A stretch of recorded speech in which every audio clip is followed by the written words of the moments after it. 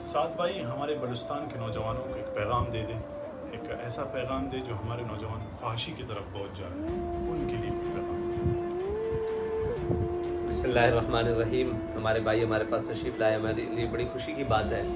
اور بلوچستان تو ایک وہ سرزمین ہے جس کے بارے میں علامہ اقبال نے بھی کہا کہ ہو تیرے بیاباں کی ہوا تجھ کو گوارا، اس دشت سے بہتر نہ دلی نہ بخارا، حاصل کسی کامل سے یہ پوشیدہ ہنر کر، کہتے ہیں کہ شیشے کو بنا سکتے ہیں خارا۔ ہاں جی، اور آگے میں تجھ کو بتاتا ہوں تقدیر عموم کیا ہے، شمشیر و ثنا اول طاؤس و رباب آخر۔ طاؤس و رباب اسلام دیتا ہے، سارا کچھ دیتا ہے، اسلام کھانے کے لیے اچھا کھانا بھی دیتا ہے اور کہتا ہے خوشی کے طریقے بھی دیتا ہے، لیکن جو فحاشی ہے نا وہ لا یدع قوم الجہاد فی سبیل اللہ الا خذلهم اللہ بالذل ولا تشیع الفاحشۃ فی قوم الا عمهم اللہ بالبلاء۔ حضرت صدیق اکبر کا جو پہلا خطبہ ہے نا اس میں کہا کہ جو قوم فحاشی میں مبتلا ہو جائے گی اللہ اس کے اوپر بلائیں نازل کر دے گا۔ اگر بلوچستان کے نوجوان فحاشی اوریانی یہ ساری چیزیں چھوڑ دیں گے تو یہ جو کچھ بھی وہاں کی بے راروی ہے، مارا ماری ہے اور ایک بے یقینی کی فضا ہے، اگر یہ اپنے آپ کو ان ساری چیزیں چنگل سے نکال دیں اور تہذیب ہنود و یہود اور جناب تہذیب ہندو اور اس سے سارا کچھ پاک کر لیں اور یہ کہیں کہ جناب وہ اقبال نے کہا نا کہ پاری تیرے چشموں کا تڑپتا ہوا سیماب، مرغان سحر تیری فضاؤں میں ہے بیتاب، اے وادی لولاب، گر صاحب ہنگامہ نہ ہو ممبر و محراب، دی بندہ مومن کے لیے موت ہے یہ خواب۔ تو آپ تو پہاڑوں کے رہنے والے ہیں اور اقبال نے کہا کہ فطرت کے مقاصد کی کرتا ہے نگہبانی، یا بندہ صحرائی یا مرد کوہستانی۔ تو آپ نے تو فطرت کے مقاصد کی نگہبان بننا ہے، آپ تو نگہبان ہیں بلکہ اسلام کے مطابق، اور آپ کو تو ان میں نہیں مبتلا ہونا، بلکہ میں تو یہ سمجھتا ہوں کہ آپ تو فطرت کے قریب ترین رہتے ہیں، پہاڑ بھی آپ کے پاس ہیں، میدان بھی آپ کے پاس ہیں، تو آپ تو اسلام کے اصل وارث ہیں اور آپ کی تہذیب بھی سب سے اسلام کے سب سے زیادہ قریب، آپ کا قبائل کا سسٹم بھی اسلام کے زیادہ قریب، سارا کچھ اور اسلامی ہے، تو آپ کا جو وضع قطع ہے وہ بھی ایک اسلام کے مطابق وہ خوبصورت ترین ہے اور پگڑی ہے سر پر اور ایک وہ ہاتھ میں عصا ہے سنت کے مطابق، اور کیا نام ہے وہ بکریوں والا ایک رواج اور پوری وہ جو تہذیب ہے مکمل، تو آپ تو اسلام کے قریب ہیں، آپ اپنی تہذیب کو چھوڑ کر اس تہذیب کے پاس کیوں جا رہے ہیں؟ وہ اقبال نے کہا جو بھی شاخ نازک پہ آشیاں بنائے گا ناپائیدار ہوگا، یہ تہذیب خود اپنے خنجر سے خودکشی کرے گی، وہ تہذیب تو خود مٹنے والی ہے۔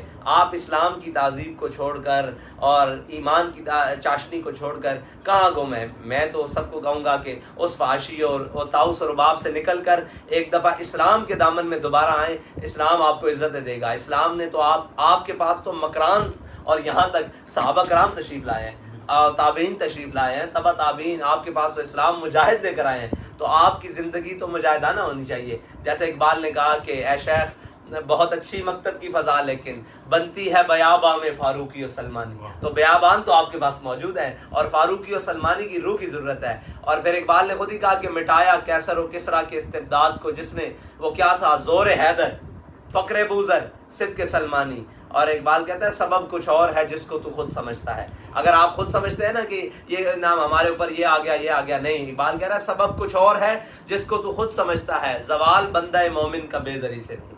آپ کا زوال بے زری سے نہیں ہے، آپ کا زوال یہ ہے کہ آپ ان سے متاثر ہو گئے ہیں جنہوں نے آپ سے متاثر ہونا تھا، جن کی آپ نے ان کی تہذیب اپنا لی ہے، جن کی تہذیب تو اقبال نے کہا زمستانی ہوا میں گرچہ تیزی تھی شمشیر کی سی، لندن میں بھی نہ چھوٹے مجھ سے آداب سحر خیزی۔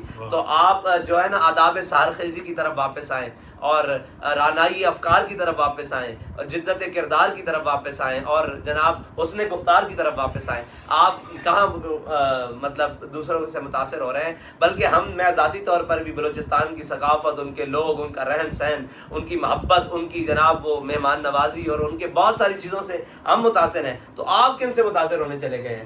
آپ تو وہ تو ان کی تو حیثیت ہی کچھ نہیں، وہ تو جناب ایک وہی ہے، اقبال نے کہا نا کہ وہ تاز بندے ہی گلستان رستام معاشیاں برشاخ طوبہ بستام۔ اقبال نے کہا کہ میں نے پڑھ لی ہیں علوم شرق و غرب، پڑھ لی ہیں علوم شرق و غرب، روح میں باقی ہے اب تک درد و کرب۔ اقبال کہتا ہے کہ میں نے سارا کچھ حاصل کیا، ان سے پڑھا اور ان کا جدید بھی پڑھا، قدیم بھی پڑھا، لیکن روح کا درد باقی رہا۔ روح کا درد اگر آپ نے وہ جو ہے نا اس کو چاشنی دینی ہے، اس کو ایمان کی حلاوت دینی ہے، تو پھر آئیں حضور کے در پر واپس آئیں، قرآن کی احکام کی طرف واپس آئیں، اللہ اور اس کے رسول کے احکامات اور ان کے حکم ماننے کی طرف واپس آئیں. اور جب یہ مان لیں گے من یطع الرسول فقد اطاع اللہ ہے جی، اور پھر اللہ تعالیٰ پھر کرے گا کیا؟ پھر تو اللہ تعالیٰ کہتا ہے کہ ہم آپ کو دنیا و آخرت کی نعمتیں دیں گے، اور پھر آپ کو اتنا راضی کریں گے، اتنا راضی کریں گے، پھر تو یہاں تک بھی آ جائے گا کہ انا فتحنا لک فتحا مبینا. یہ ساری مسلمانوں کے لیے باتیں نہیں، یہ ہمارے ایمان والوں کے لیے باتیں ہیں کہ آپ کو کھلی نام کے اللہ تعالیٰ فتح بھی عطا فرمائے گا، اور اللہ تعالیٰ آپ کو عزتیں بھی دنیا میں دے گا.